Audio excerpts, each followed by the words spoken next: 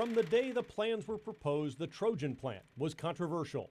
Local people needed jobs, PGE needed power to feed a growing region. The proposed Trojan plant would reportedly be safer than any nuclear plant ever built.